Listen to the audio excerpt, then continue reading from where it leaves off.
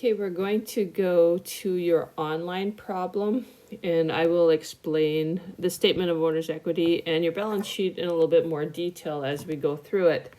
So let's launch your course, and let's go into chapter 7. Once it loads up here, we'll go to part 1, chapter 7. Lesson 7-2, end of lesson, into our working papers, and we will choose work together.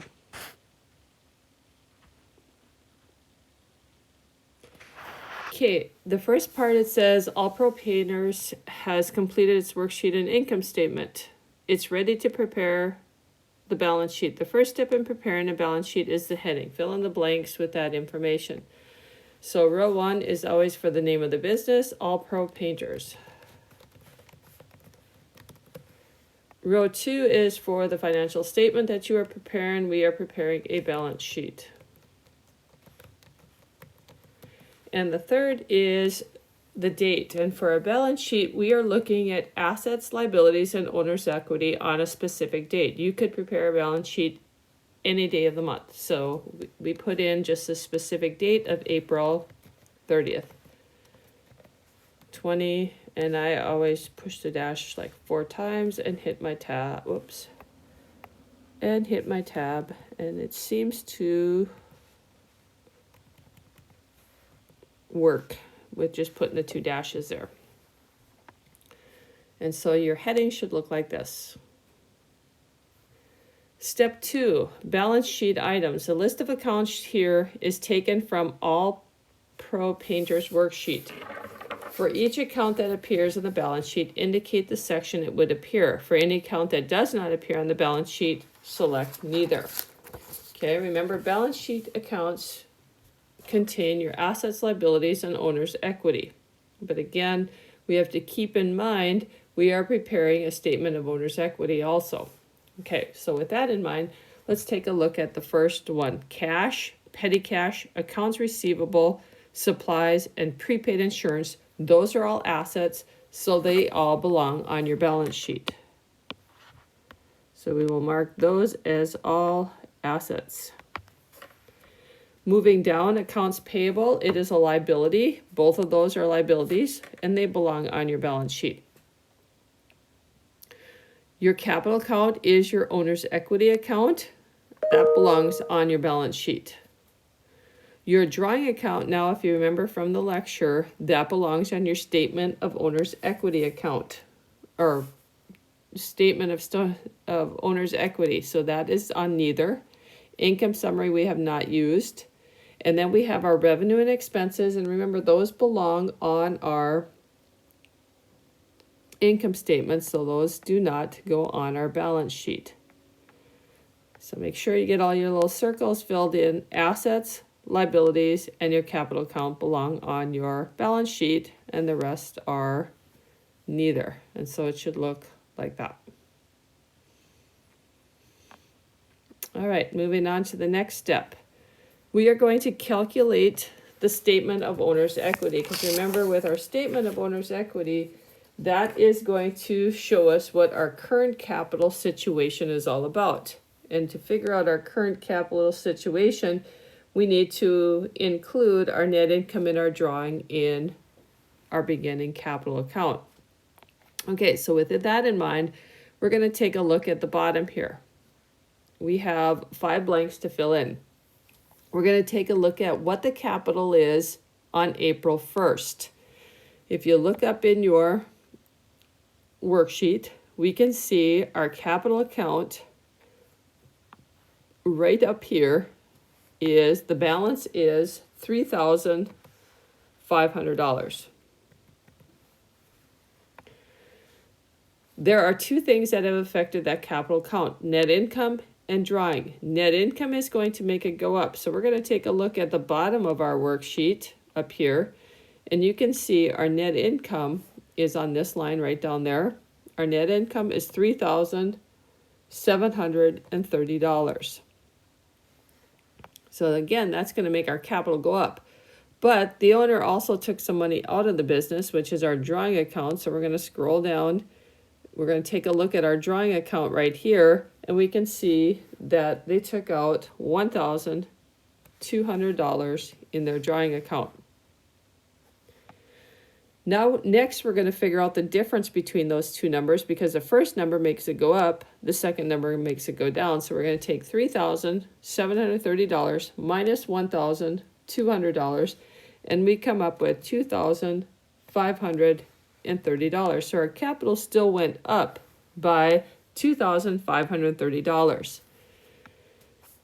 We will take our beginning capital plus the difference there, and we come up with our ending capital. Our capital is really worth, we're going to add those two numbers together, $6,030.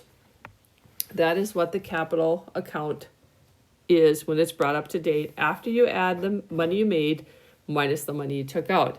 So keep that in mind, the $6,030. Remember, that is what our capital account is worth now. We're going to use that number in just a little bit. So this step again should look like that. Okay, moving on to the fourth one, which is our balance sheet amounts. With our balance sheet, if you take a look at that instructions, it says use the worksheet, all pro painters, to complete the balance sheet for this year.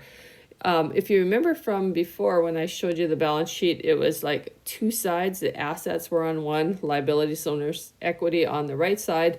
Your balance sheet could also look like this, straight line with a debit and credit column. Okay, so we'll take a look at this balance sheet. We're going to plug in the numbers from our worksheet. Remember, when you are doing this, you need to use our balance sheet column accounts, because if you look at, for example, like your supplies, if you were to use your trial balance number, it would be wrong, because the true balance of your supplies is 110 and not 250. And the same goes for your prepaid insurance. So make sure when you are filling out this balance sheet, you use the balance sheet amounts. Okay, so we're going to go down here and we're going to plug in the numbers. The numbers from cash up there, $4,750. And okay, and our petty cash is $75. Our accounts receivable, $825. Our second accounts receivable, $715.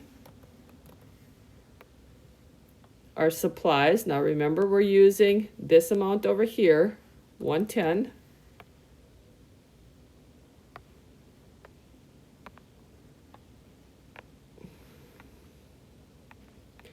Okay, I just pinned mine here now. So prepaid insurance, and again, remember we are using this amount here, $320. Then we're going to go down to our liabilities. That's part of our balance sheet. Our liabilities, $275 and $490.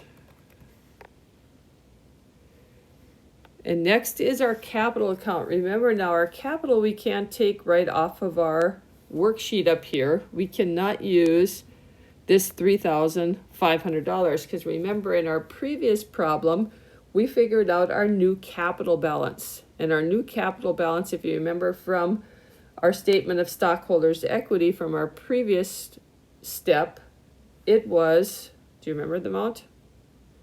$6,030, because we figured out our beginning capital plus our net income minus our drawing. And so this sheet, your balance sheet should look like this. And again, remember your capital account has to come from right here, if you forgot that. Remember, we figured out this amount here from our statement of stockholders' equity.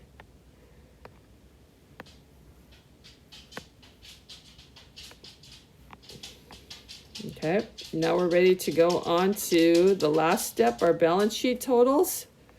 Okay, once we have figured it out from our previous problem, you can see everything is plugged in here. We will add up the first column. So we're going to go through and add up all of these numbers, and we come up with